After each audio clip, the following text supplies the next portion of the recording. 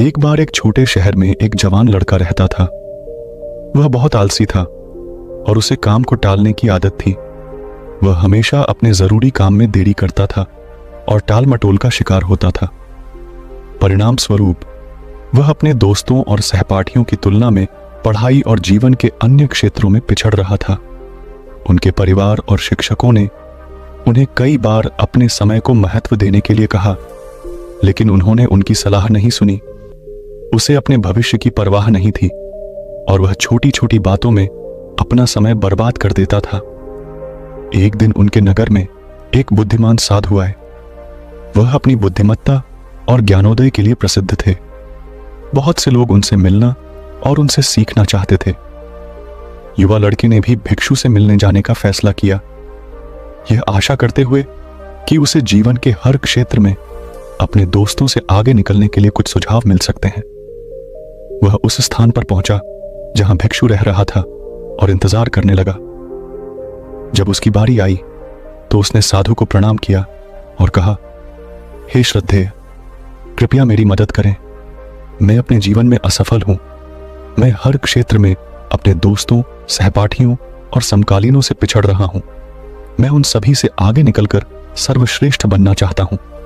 कृपया मुझे बताएं कि यह कैसे करना है।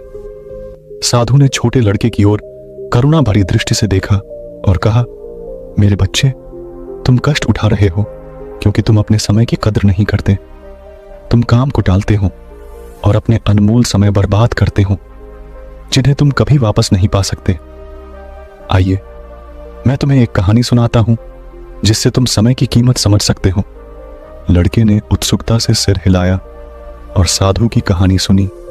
एक बार की बात है, एक राजा था जो बहुत उदार और दयालु था। वह अपनी प्रजा से बहुत प्यार करता था और हमेशा उनकी जरूरतों में मदद करता था। एक दिन उनकी मुलाकात अपने पुराने सहपाठी से हुई जो उनके साथ गुरुकुल में पढ़ता था। सहपाठी बहुत आलसी और गरीब था। उसके पास न नौकरी थी, न पैसा और न सम्मान। वह हमेशा अपने भाग्य के बारे में शिकायत करता था और अपनी समस्याओं के लिए दूसरों को दोषी मानता था। राजा ने अपने सहपाठी को पहचान लिया और उस पर दया की। राजा ने उससे उसके जीवन और उसकी परेशानियों के बारे में पूछा। सहपाठी उदास होकर बोला, हे राजा, पता नहीं सब लोग ऐसा क्यों कहते हैं कि मैं कुछ नहीं कर सकता। यहां तक कि जब मैं नौकरी ढूंढने जाता हूं तो सब लोग मुझे मना कर देते हैं। मेरे दुश्मनों ने सबको बता दिया है कि मैं कोई भी काम समय पर नहीं करता।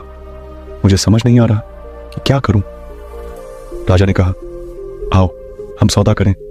सूर्यास्त से पहले तुम मेरे खजाने में आओ और जितना हो सके उतना सोना और रत्न इकट्ठा कर लो और यह सब तुम्हारा होगा। सहपाठी बहुत खुश हुआ और उसने राजा को बहुत धन्यवाद दिया। वह भागकर अपने घर गया और अपनी पत्नी को सब कुछ बताया। पत्नी भी बहुत प्रसन्न हुई और बोली, अभी जाकर स्वर्ण रत्न ले आओ, समय आपके लिए अच्छा है। सहपाठी ने कहा, मैं अभी नहीं जा सकता, मुझे भूख लगी है, पहले मुझे दोपहर का खाना दो। उसकी पत्नी ने जल्दी से कुछ भोजन तैयार किया और उसे परोसा। उसने अपना दोपहर का खाना धीरे धीरे और इत्मीनान से खाया, यह सोचकर कि खजाना पाने के लिए उसके पास बहुत समय है। दोपहर का भोजन खत्म करने के बाद उन्हें नींद आने लगी और उन्होंने कहा, मुझे एक झपकी ले लेनी चाहिए, मैं जागकर खजाने में जाऊंगा। वह अपने बिस्तर पर लेट गया और अपनी आंखें बंद कर लीं। उसने सोचा कि वह थोड़ी देर सोएगा, लेकिन वह 2 घंटे सो गया। जब वह उठा तो देखा दोपहर हो गई थी। उसने कुछ थैलियां उठाई और राजा के खजाने की ओर चल दिया। रास्ते में सूर्य तेज चमक रहा था और उसे गर्मी लग रही थी। उसने सोचा, मुझे एक पेड़ के नीचे थोड़ा आराम करना चाहिए और फिर आगे बढ़ना चाहिए। वह आराम करने के लिए एक पेड़ के नीचे बैठ गया। हल्की हवा चल रही थी और मौसम सुहावना था। जैसे ही वह आराम करने बैठा, वह फिर से सो गया। वह अगले 4 घंटे तक सोता रहा। जब वह उठा तो उसने देखा कि शाम होने वाली थी और सूरज डूबने वाला था। वह झट से उठा और महल की ओर भागने लगा। कुछ समय बाद वह अंततः महल में पहुंच गया, लेकिन तब तक बहुत देर हो चुकी थी। सूरज डूब चुका था और महल के द्वार बंद कर दिए गए थे। इससे पहले कि वह वहां पहुंच पाता, आलसी आदमी वहीं निराश खड़ा था। उसने अमीर बनने का मौका गंवा दिया क्योंकि उसने अपने समय को महत्व नहीं दिया। भिक्षु ने कहानी समाप्त की और उस जवान लड़का की तरफ देखा। लड़का अवाक था। उसे अपनी गलती का एहसास हुआ और वह शर्मिंदा हुआ। उन्होंने भिक्षु को उनके मार्गदर्शन के लिए धन्यवाद दिया और अपने तरीके बदलने के लिए प्रणाम किया। वह समझ गया कि समय कीमती है और इसे बर्बाद नहीं करना चाहिए। वह अपने घर वापस चला गया और अपने लक्ष्यों पर कड़ी मेहनत करना शुरू कर दिया। उसने टालना बंद कर दिया। वह अपने दोस्तों और परिवार के बीच अधिक खुश और अधिक सम्मानित हो गया। यदि हम अपने जीवन में देखें तो पाएंगे कि समय सोने के समान है। यह हमारे पास मौजूद सबसे कीमती चीज है। हमारे जीवन में केवल सीमित समय है और हमें इसका उपयोग बुद्धिमानी और उत्पादकता से करना चाहिए।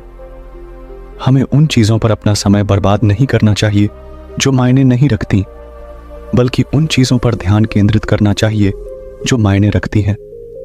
हमें अपने कार्यों में देरी नहीं करनी चाहिए, बल्कि उन्हें समय पर और गुणवत्ता के साथ करना चाहिए।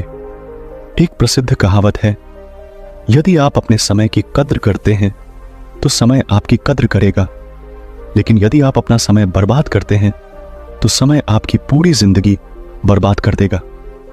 हम अपने समय का बुद्धिमानी से उपयोग करके जीवन में कुछ भी हासिल कर सकते हैं, लेकिन अगर हम अपना समय बर्बाद करते हैं तो हम अपने अवसर खो देंगे और बाद में पछताएंगे।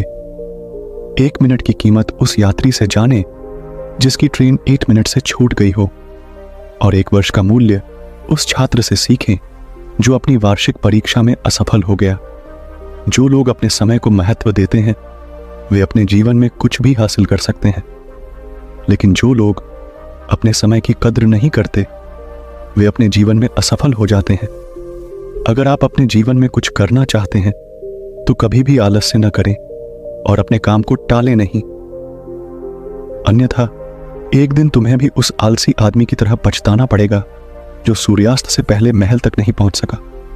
इसलिए हमेशा अपने समय को बुद्धिमानी से उपयोग करें।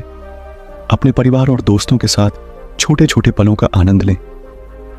ऐसा करने से आप न केवल अपने लक्ष्यों और सपनों को प्राप्त करेंगे, बल्कि एक पूर्ण और संतुष्ट जीवन भी जी सकेंगे।